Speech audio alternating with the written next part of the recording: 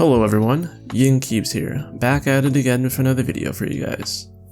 This is a continuation of the linear Frankenswitch series, where we cover Gateron inks, Gateron Milky yellows, Cherry MX blacks, Alpacas, and NK creams.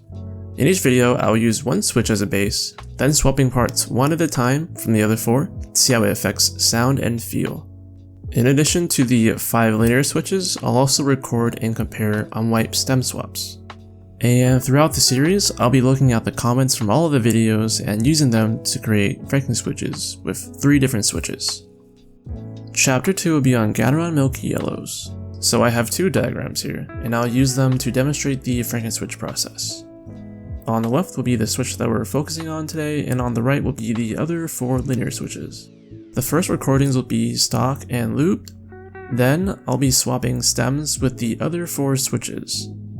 Last, I'll be swapping both top housing and stem from the other 4 switches. In addition, I'll also be recording unwiped stem swaps as well.